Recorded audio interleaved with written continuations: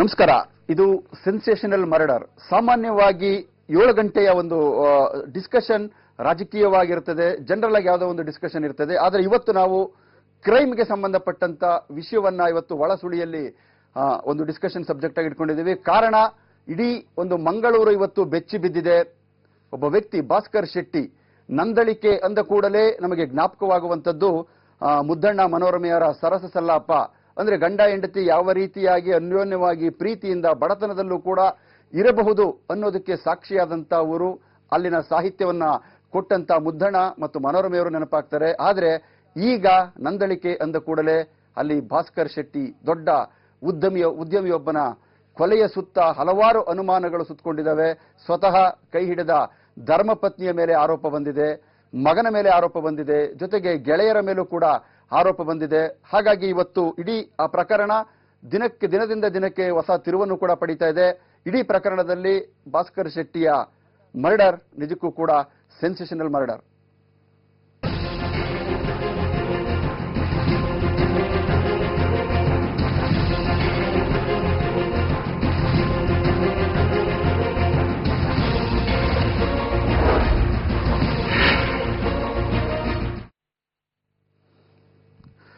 ಉಡುಪಿ ಉದ್ಯಮಿ ಭಾಸ್ಕರ್ ಶೆಟ್ಟಿ ಕೊಲೆ ಪ್ರಕರಣ ದಿನಕ್ಕೊಂದು ತಿರುವನ್ನ ಪಡೆದುಕೊಳ್ತಿದೆ. ಪ್ರಕರಣದಲ್ಲಿ ಪೊಲೀಸರು ಮತ್ತೆ ಇಬ್ಬರನ್ನ ಬಂಧಿಸಿದ್ದಾರೆ, ಇವತ್ತು ಕೋರ್ಟಿಗೂ ಕೂಡ ಹಾಜರುಪಡಿಸಿದ್ದಾರೆ.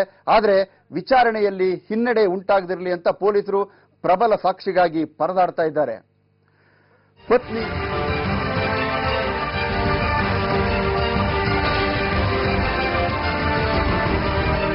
ಇವರು ಉದ್ಯಮಿ ಭಾಸ್ಕರ್ ಶೆಟ್ಟಿ ಕೊಲೆ ಪ್ರಕರಣದ ಮತ್ತಿಬ್ಬರು ಆರೋಪಿಗಳು.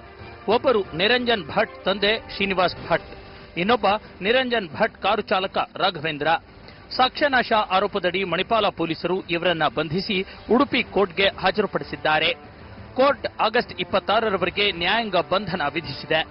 ತನಿಖೆ ವೇಳೆ 3 ಆರೋಪಿಗಳಿಗೆ ನಾವು ಸಹಕರಿಸಿದ್ದೆವು ಅಂತ ಇವರು ಒಪ್ಪಿಕೊಂಡಿದ್ದಾರೆ.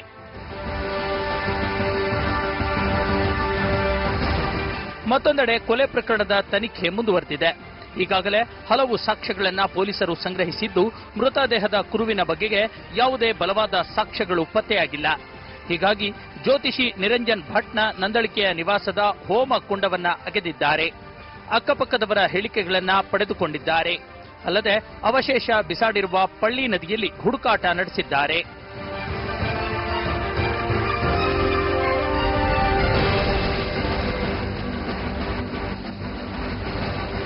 ಇನ್ನು 20 ಲೀಟರ್ ಪೆಟ್ರೋಲ್ ಬಳಸಿ ಭಾಸ್ಕರ್ ಶೆಟ್ಟಿ ಹೆಣವನ್ನ ಸುಡಲಾಗಿದೆ ಎಂದು ಹೇಳಲಾಗ್ತಿದೆ.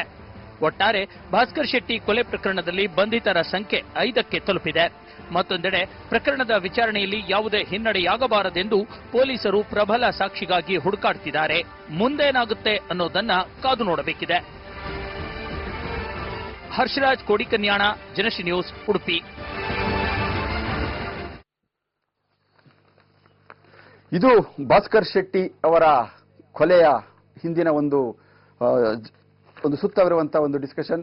ಎಲ್ಲೋ ಒಂದು ಕಡೆ ಭಾಸ್ಕರ್ ಶೆಟ್ಟಿ ಖಂಡಿತವಾಗ್ಲೂ ಬಡತನದಿಂದ ಬಂದಂತ ವ್ಯಕ್ತಿ. ಬಾಂಬೆಗೆ ಹೋಗಿ ಬಾಂಬೆಯಲ್ಲಿ 4-6 ವರ್ಷಗಳ ಕಾಲ ಫ್ಯಾಕ್ಟರಿಯಲ್ಲಿ ಕಾರ್ಮಿಕನಾಗಿ ದುಡಿದು ನಂತರ ಕಾರ್ ಡ್ರೈವರ್ ಆಗಬೇಕು, ಕಾರ್ ಡ್ರೈವರ್ ಆಗಿ ಸೌದಿ ಅರೇಬಿಯಾಕ್ಕೆ ಹೋಗಬೇಕು ಅಂತೇಳಿ ಕಾರ್ ಡ್ರೈವಿಂಗ್ ಕಲಿತು ಸೌದಿ ಅರೇಬಿಯಾಕ್ಕೆ ಹೋಗಿ ಸೌದಿಯಲ್ಲೂ ಕೂಡ ಕಾರ್ ಡ್ರೈವಿಂಗ್ ಮಾಡ್ತಾ ಅಚಾನಕ್ಕಾಗಿ ಶ್ರೀಮಂತರಾಗ್ತಾರೆ.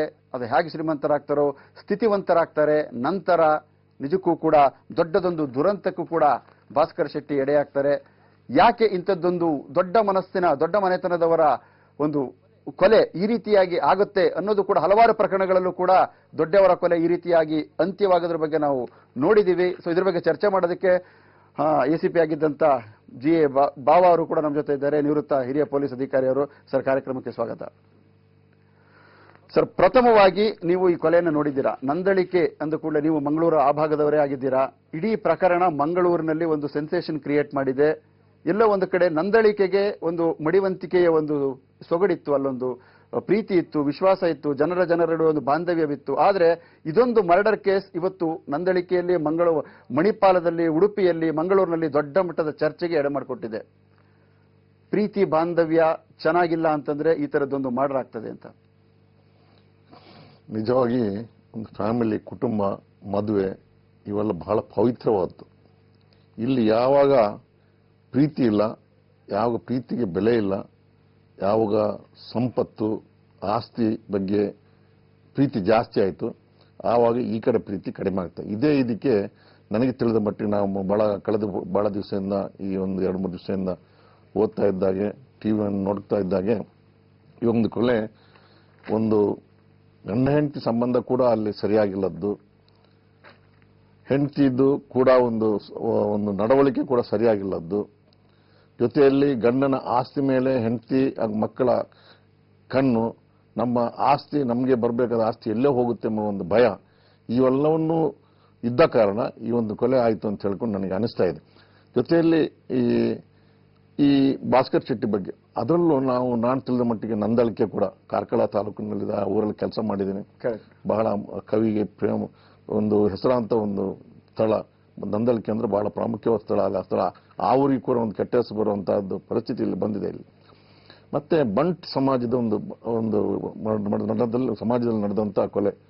ಬಂಟ್ ಅಂತಂದ್ರೆ ನಮ್ಮ ಮಂಗಳೂರಿನಲ್ಲಿ ಬಹಳಷ್ಟು ಒಂದು ಕಮ್ಯುನಲ್ ಹಾರ್ಮೋನಿಗೆ ಒಂದು ಪ್ರೀತಿಗೆ ಬಂದು ಎಲ್ಲಾ ಕಮಿಟಿಯವರನ್ನು ಎಲ್ಲಾ ಜಾತಿಯವರನ್ನು ಕಟ್ಟಿಕೊಂಡು ವಿಶ್ವಾಸಕ್ಕೆ ತಗೊಂಡು ಜೊತೆಯಲ್ಲಿದ್ದುಕೊಂಡು ಹೋಗುವವರು. ಅವ್ರು ಯಾವುದೇ ಎಲ್ಲೇ ಇರಲಿ, ಆ ಪಾರ್ಟಿ ಇರಲಿ, ಸಂಘ ಸಂಸ್ಥೆಯಲ್ಲಿ ಇರಲಿ, ಆದರೆ ಅವ್ರು ಯಾವಾಗಲೂ ಒಂದು ಜಾತ್ಯತೀತತೆಗೆ ಅವರೊಂದು ಕಿಮ್ಮತ್ತು ಕೊಡುವವರು, ಹೆಸರಾಂತವರು, ಒಂದು ಎಲ್ಲರಿಗೂ ಒಂದು ಸರಿಯಾಗಿ ಸಹಾಯಕ್ಕೆ ಮತ್ತೊಂದಕ್ಕೆ ಎದುರು ನಿಲ್ಲುವ ಒಂದು ಒಳ್ಳೆ ಕುಟುಂಬ. ಯಾಕಂದ್ರೆ ನನಗೆ ಕೂಡ ಪರ್ಸನಲ್ ಆಗಿ ಅನುಭವ ಇದ್ದಂಥ ಮನುಷ್ಯ ನಾನು ಕೂಡ. ಯಾಕಂದ್ರೆ ಬಂಟ ಸಮಾಜದಿಂದಾಗಿ ನಾನು ಈ ಒಂದು ಪರಿಸ್ಥಿತಿ ನಿಮ್ಮ ಮುಂದೆ ಬಂದು ಕೂತ್ಕೊಂಡ್ಕೊಳ್ಳುವಂಥ ಪರಿಸ್ಥಿತಿ ಬಂದೆ. ಅಷ್ಟು ಸಹಾಯ ನಮಗೆ ಮಕ್ಕಳು ಚಿಕ್ಕಂದಿಂದ ಮಾಡಿದಂಥ ಒಂದು ಸಮಾಜ ಅದು. ಆ ಸಮಾಜದಲ್ಲಿ ಇಂಥ ಒಂದು ಕೊಲೆ ಆಗುತ್ತಂತಂದ್ರೆ ಬಹಳ ದುಃಖ ಆಗ್ತದೆ. ಇದು ಒಂದು ಸಮಾಜಕ್ಕೇನೆ ಒಂದು ಕಳಂಕ ತಂದಿದೆ, ಬಂಟರ ಸಮಾಜಕ್ಕೇನೆ ಒಂದು ಕಳಂಕ ತಂದಿದೆ. ಖಂಡಿತ. ಆದ್ರೆ ಇಲ್ಲಿ ಕೊಲೆ ಆಗುವಂತ ಸನ್ನಿವೇಶ ಸಂದರ್ಭಗಳನ್ನು ಕೂಡ ನಾವು ಗಣನೆಗೆ ತೆಗೆದುಕೊಳ್ಬೇಕಾಗತ್ತೆ. ಭಾಸ್ಕರ್ ಶೆಟ್ಟಿ ತುಂಬಾ ಬಡತನದಲ್ಲಿ ಬೆಳೆದು ಅಗರ್ಭ ಶ್ರೀಮಂತನಾಗುವ ಮಟ್ಟಿಗೆ ಸೌದಿ ಅರೇಬಿಯಾದಲ್ಲೂ ಕೂಡ 3-4 ಕಾಂಪ್ಲೆಕ್ಸ್, ಮಾರ್ಕೆಟ್ ಕಾಂಪ್ಲೆಕ್ಸ್ಗಳು, ಉಡುಪಿಯಲ್ಲೂ ಕೂಡ ವಾಣಿಜ್ಯ ಸಂಕೀರ್ಣಗಳು, ಹೋಟೆಲ್, ದೊಡ್ಡ ದೊಡ್ಡ ಹೋಟೆಲ್ಗಳು, ಇಷ್ಟೆಲ್ಲಾ ಬೆಳೆದ ನಂತರ ಇಲ್ಲೋ ಒಂದು ಕಡೆ ಅವರ ಮನೆಯವರು ಕೂಡ, ಅಂದ್ರೆ ಭಾಸ್ಕರ್ ಶೆಟ್ಟಿ ಅವರ ತಂದೆ ತಾಯಿ ಗುಲಾಬಿ ಶೆಟ್ಟಿ ಮತ್ತು ತಂದೆ ಇಬ್ರು ಕೂಡ ಬಡತನದಲ್ಲಿರುವಂತಹ ಹೆಣ್ಣು ಮಗಳನ್ನ ತಂದ್ರೆ ನನ್ನ ಮಗನನ್ನ ಚೆನ್ನಾಗಿ ನೋಡ್ಕೊಳ್ತಾಳೆ, ಕಾಳಜಿ ವಹಿಸ್ತಾಳೆ, ಇಡೀ ಇಷ್ಟು ದಿನ ದುಡಿದು ಶ್ರಮಪಟ್ಟು ನನ್ನ ಮಗ ಸಾಕಾಗಿದ್ದಾನೆ, ಅವನಿಗೆ ಈಗ ಕಾಳಜಿ ಇರುವಂತಹ ಪ್ರೀತಿ ಕೊಡುವಂತ ಒಂದು ಬಡತನದ ಹೆಣ್ಣು ಮಗಳು ಬೇಕು ಅಂತ ಹೇಳಿ ಬಲವಂತವಾಗಿ ಪ್ರೀತಿ ಇರೋದಕ್ಕೋಸ್ಕರ ಭಾಸ್ಕರ್ ಶೆಟ್ಟಿಗೆ ಬಡ ಹೆಣ್ಣು ಮಗಳನ್ನ ತಂದು ಮದುವೆ ಮಾಡ್ತಾರೆ. ಇಲ್ಲಿ ಬಡತನದಿಂದ ಬಂದಂತ ಹೆಣ್ಣು ಮಗಳಿಗೆ ಐಶ್ವರ್ಯದ ಕಲ್ಪನೆ ಬಂದಿದ್ದು, ಯಾಕೆ ಕೊಲೆ ಮಾಡ್ತಾರೆ ಗಂಡನ್ನ ಅಂತ ಒಂದು ಆರೋಪ ಬಂದಿರೋದು.